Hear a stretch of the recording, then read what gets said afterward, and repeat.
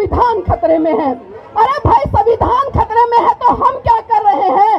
हम क्या कर रहे हैं? हम 85% होने के बावजूद भी उस संविधान की रक्षा नहीं कर पा रहे। तो लानत है हमें ऐसी जिंदगी पर, लानत है हमें बाबा साहब का। ईश्वर नहीं है, ईश्वर बिल्कुल भी नहीं है। और जो लोग ईश्वर की पूजा करते हैं मैं उन्हें मूर्ख मानता हूँ। और जो लोग ईश्वर प्रचार करते हैं वो धूर्त है, पापी है, दुराचारी है।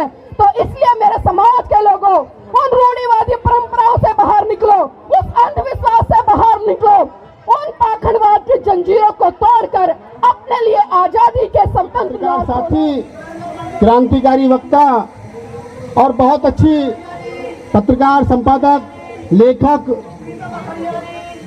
नीलम बौद्ध जो एनवी न्यूज के नाम से पोर्टल चलाती हैं, और उनके पोर्टल की सबसे बड़ी खासियत यही है उनके चैनल की कि वो अंधविश्वास पर टेढ़ा प्रहार करती हैं। मैं नीलम बौद्ध जी को आपकी जोरदार तालियों के बीच आमंत्रित करता हूं, वो आए और अपना संबोधन आप लोगों के बीच में रखें। नीलम बौद्ध जी।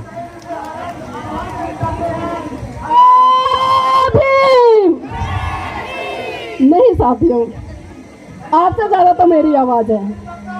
आपकी आवाज में इतना दम होना चाहिए कि संसद में बैठे तमाम लोगों की कानों में कौन सुनाई दे और उन्हें पता चले कि आज जंतर मंतर की धरती पर बाबा साहब के अनुयायी बैठे हैं, पेरियार के अनुयायी बैठे हैं। तो एक बार जोरदार बुलंद आवाज में जय भीम।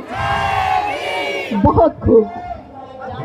जब जब जय भीम की बात आती है, जब जब जय भीम का नारा गूंजता है तो दिल में क्रांति उत्पन्न होती है, एक विचार उत्पन्न होता है।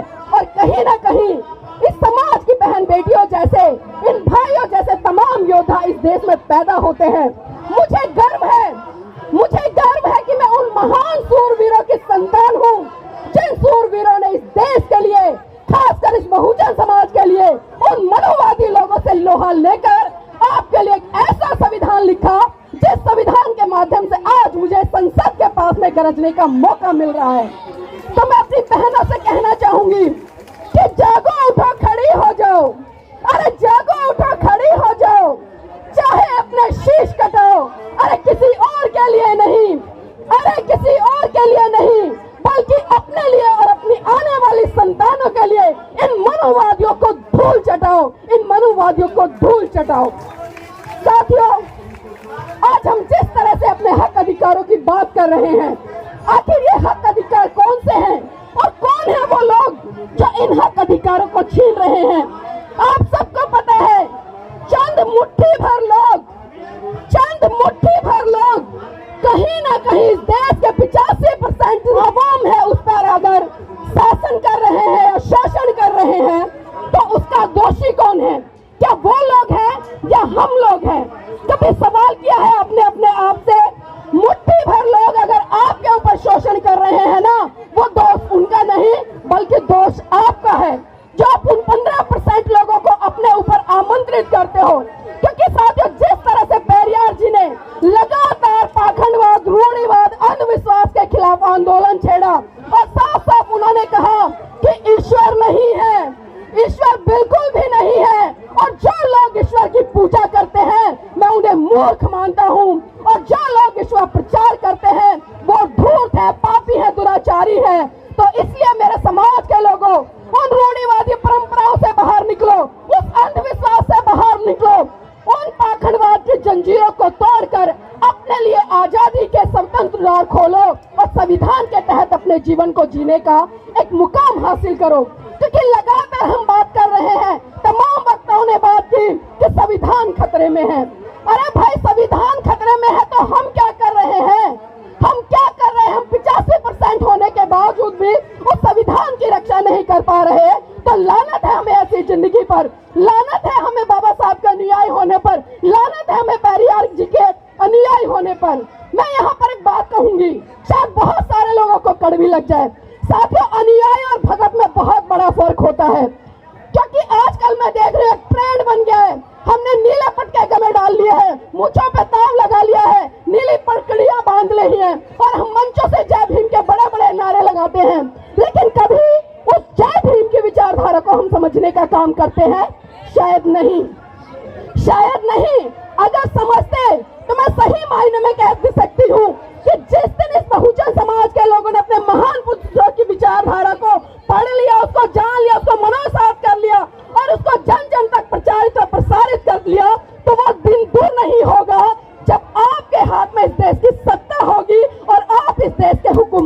बनेंगे। लेकिन जरूरत है आज हमें संगठित होने की, क्योंकि बाबा साहब ने इस समाज के लिए, इस देश के लिए 3 मूल मंत्र दिए। लेकिन क्या सही मायने में उन 3 मूल मंत्रों पर हम काम कर रहे हैं? बहुत सारे लोग अलग अलग तरीके कैसे कहते हैं कि शिक्षित बनो, संगठित रहो, संघर्ष करो। लेकिन बाबा साहब के ये 3 नारे साथियों अगर इंग्लिश में देखे और उनका हिंदी में मैं अनुवाद करूं तो बाबा साहब ने साफ साफ निर्देश दिया कि शिक्षित बनो, संगठित करो। ये कब हो पाएगा? जब हम सही रूप से अपने बहुजन महान पुरुषों की विचारधारा को पढ़ेंगे। लेकिन आज हम अपने महान पुरुषों की विचारधारा को नहीं पढ़ रहे हैं, सिर्फ खाली उनका गुणगान कर रहे हैं, उनके नारे लगा रहे हैं, उनके नाम के बड़े बड़े मंच सजा रहे हैं। लेकिन सही मायने में धरातल पर जाकर जो काम हम लोगों को करना चाहिए शायद नहीं कर रहे हैं। मैं अपने आप को भी इंक्लूड कर रही हूँ उसमें, मैं किसी का नाम नहीं ले रही, क्योंकि आज बहुत सारी कमियां हैं हम में। हम दूसरों की तरफ तो उंगलियां उठा लेते हैं, लेकिन कभी भी अपने गलेवान में झांकने का काम नहीं करते। और जिस दिन हमने ये काम शुरू कर दिया ना, मैं फिर दोबारा से कह रही हूँ कि आप इस देश की सत्ता पर राज करेंगे। लेकिन साथियों, जो अनुयायी होता है, क्योंकि मैंने यहाँ पर भक्त की डेफिनेशन दी कि वो जय जयकार करता है, फूल मालाएं चढ़ाता है, हर साल उनकी जयंतियां मना लेता है और फिर उसके बाद घर में जाकर आराम से सो जाता है। लेकिन जो अनुयायी होता है, अनुयायी में देखिए कितना बड़ा फर्क होता है। अनुयायी भी बाबा साहब की और महान पुरुषों की जयंतियां मनाता है, उनके संघर्षों को समझता है, उनकी विचारधारा को मनोसात करता है। लेकिन वो कभी भी घर में जाकर नहीं सोता भक्तों की तरह, बल्कि वो रात दिन जमीन पे जाकर, समाज के बीच में जाकर समाज के लोगों को जगाने का काम करता है। और यही काम लगातार मेरे समाज की तमाम बहन बेटियां कर रही हैं। बाबा साहब ने एक बात कही थी कि मैं किसी भी समाज की उन्नति इस बात से आंकता हूँ कि उस समाज की महिलाएं कितनी पढ़ी लिखी है और कितनी जागरूक है। और आज यहाँ पर मुझे देखकर बहुत खुशी हुई और मैं गारंटी से कहती हूँ अगर बाबा साहब आज जिंदा होते तो शायद इस नारी शक्ति को देखकर वो गदगद हो गए होते। क्योंकि आज कहीं ना कहीं मेरे समाज की बहन बेटियां मिशन मूवमेंट में निकलकर आगे बढ़ रही हैं और उस कारवा को संभाल के रख के लेके आगे तक ले जा रही हैं। क्योंकि साथियों अक्सर हमने देखा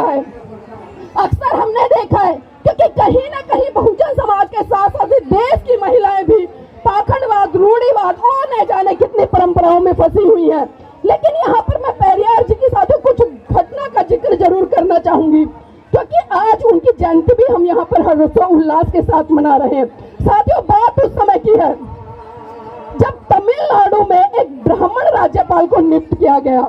क्योंकि जिस तरह से पेरियार जी लगातार ब्राह्मणवाद पर प्रहार कर रहे थे, लगातार पाखंडवाद पर प्रहार कर रहे थे, तो उन्होंने एक बहुत बड़ी जनसभा का आयोजन किया और वहां पर अपने समाज के लोगों को संबोधित करते हुए कहा कि ऐ मेरे समाज के लोगों, हम किसी भी कीमत पर इस ब्राह्मणवादी राज्यपाल की नियुक्ति नहीं होने देंगे। और उसके लिए साथियों उन्होंने क्या किया, उन्होंने समाज के सभी लोगों को कहा कि अपने हाथों में एक एक माचिस की डिबिया ले लेना, एक एक मिट्टी के तेल की डिबिया ले लेना और एक एक धारदार चाकू ले लेना और रात को जाना, जब ये ब्राह्मणवादी लोग सो जाए तो इनको घरों में मिट्टी का तेल डालकर आग लगा देना और जब कोई घर से बाहर निकले तो उस पर चारों को छुरी से वार करके उसको जिंदा मत छोड़ना। साथियों, जितना विरोध पेरियार जी ने उस समय किया, उससे कहीं ज्यादा विरोध नेहरू जी का उन ब्राह्मणवादी लोगों ने किया। और उन्होंने साथियों, आपको जानकर आश्चर्य होगा, 2 घंटे में पूरा का पूरा डिसीजन चेंज करा दिया और नेहरू जी को निर्णय लेना पड़ा कि जो ब्राह्मणवादी राज्यपाल था उसको वहां से हटा दिया गया। तो ये ताकत थी हमारे महान पुरुषों की। तो आज मेरे समाज की बहन बेटियों को घर की 4 दीवारी से निकलने की जरूरत है। और आज मैं कहती हूँ हमारी लड़ाई कलम की है, क्योंकि हमारे महान पुरुषों ने हमें कलम थमाई। बाबा साहब, फूले, पेरियार, इन सब ने हमें कलम दी। लेकिन जिस तरह से अगर मैं पेरियार जी की बात करूं तो साथियों उन्होंने जूतों से स्वागत किया, और एक घटना का जरूर मैं जिक्र करना चाहूंगी, क्योंकि आजकल देश में जो सिनेरियो बना हुआ है, कहीं ना कहीं हम देख रहे हैं आज बहुत सारी चीजें ऐसी लादी जा रही हैं जिनका इस देश के लोगों से कोई भी सरोकार नहीं है। आज विज्ञान पर पाखंडवाद को हावी किया जा रहा है। अभी सुबह सुबह जिस तरह आपने देखा, एक मंच सजा था और वहां पर साफ साफ लिखा था कि एक व्यक्ति की गर्दन काटने पर इतने करोड़ रुपए का इनाम। आखिर चल क्या रहा है भारत देश में कि दिन दहाड़े भगवाधारी लोग जिन्होंने की भगवा संस्कृति को भी बदनाम कर दिया है, वो दिन दहाड़े करोड़ों रुपए का इनाम रख देते हैं गर्दन काटने पर। अब सोचिए ये ताकत आती कहां से है इन लोगों को, ये ताकत आती कहां से है, ये हिम्मत आती कहां से है? क्योंकि हम चीजों को समझ नहीं पाते, क्योंकि कहीं ना कहीं सत्ता में बैठे हुए लोग और प्रशासन में बैठे हुए लोग इनके हाथों की भी कठपुतली बने हुए हैं। क्योंकि जो लोग आज लगातार हिंदू राष्ट्र की मांग कर रहे हैं, मैं आपको बता दूं, अगर ये भारत हिंदू राष्ट्र होता है ना, तो ना मैं यहाँ पर बोल पाऊंगी, ना आप यहाँ पर बैठकर मेरे विचार सुन पाएंगे। तो मेरी बहनों, मेरे भाइयों, खड़े हो जाओ। ये लड़ाई हमारे स्वाभिमान की लड़ाई है, ये लड़ाई हमारी आजादी की लड़ाई है। क्योंकि 1947 में हम अंग्रेजों से आजाद हुए, 1947 में हम अंग्रेजों से आजाद हुए। 75 साल होने पर जिस तरह से भारत की सरकार ने अमृत महोत्सव मनाया, लेकिन मैं उनसे पूछना चाहती हूँ कि जिस देश में दिनहारे बहन बेटियों के साथ में बलात्कार हो जाता हो, जिस देश में रोजगार के लिए युवा सड़कों पर भटकता हो, जिस देश में महिला पेंशन के लिए भटकती हो, जिस देश में 19 लाख प्रतिदिन लोग भूख से सोते हो और जिस देश में 3000 से ज्यादा बच्चे भूख से मरते हो, तो क्या वहाँ पर आजादी के अमृत महोत्सव मनाना चाहिए या नहीं मनाना चाहिए? आप खुद जवाब दीजिए। क्योंकि सरकारें बड़े बड़े वादे करती हैं, बड़े बड़े जुमले फेंकती हैं, लेकिन हमारी क्या भूमिका है?